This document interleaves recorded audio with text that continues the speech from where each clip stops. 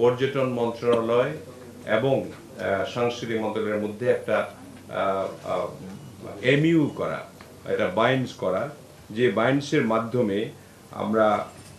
দুই মন্ত্রণালয়ের যৌথ কমিটি গঠন করে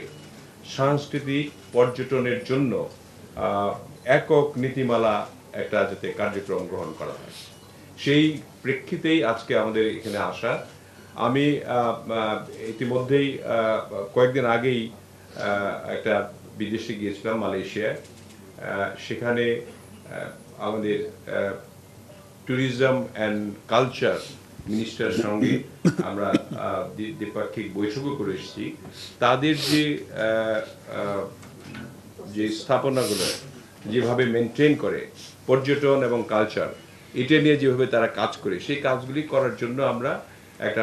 প্রাথমিকভাবে সিদ্ধান্ত গ্রহণ করেছি আমাদের মন্ত্রণালয় থেকে, যে আজকে যে প্রেজেন্টেশন দেওয়া হলো, সেই প্রেজেন্টেশনটা আপনারা দেখতে পারেন সাংবাদিক ভাইরা, কিন্তু আমরা এই প্রেজেন্টেশনের মাধ্যমে একটা জিনিস কনফার্ম করতে চাই যে আমাদের পর্যটন মন্ত্রণালয় এবং সাংস্কৃতিক মন্ত্রণালয়ের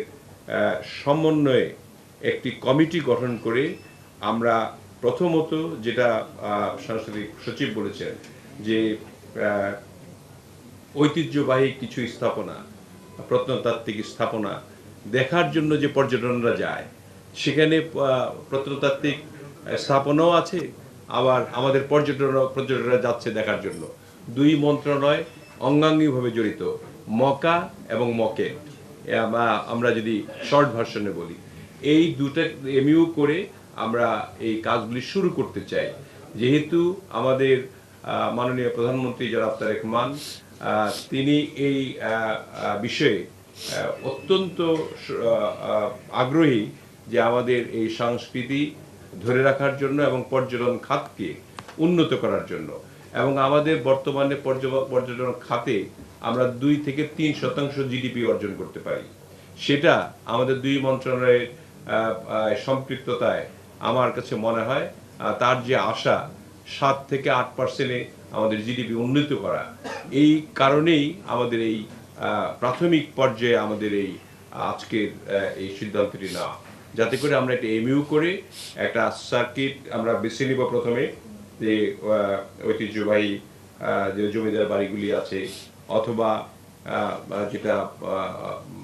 আমাদের সচিব সাহেব বলেছেন যে একেবারে আমাদের কক্সবাজার থেকে ওই মধ্য নিদর্শন ময়নামতি পর্যন্ত আমরা একটা প্রথম পর্যায়ে আমরা একটা বেছে নিব এককভাবে, তারপরে পর্যায়ক্রমে এক এক করে আমরা এই প্রসার ঘটাবো। এবং আমরা মনে করি যে পর্যটন মন্ত্রণালয় এবং সাংস্কৃতিক মন্ত্রণালয় একসঙ্গে কাজ করে, তাহলে মাননীয় প্রধানমন্ত্রী জনাব তারেক রহমানের যে আশা আমাদের জিডিপি 7 থেকে 8%-এ উন্নীত করা, সেটা সম্ভব হবে। আমি মনে করি যে আজকের এই উদ্যোগটা অত্যন্ত সুফল বয়ে আনবে, অত্যন্ত ভালো হয়েছে এবং সুফল বয়ে আনবে, এবং আমরা সকলেই একত্রে কাজ করব।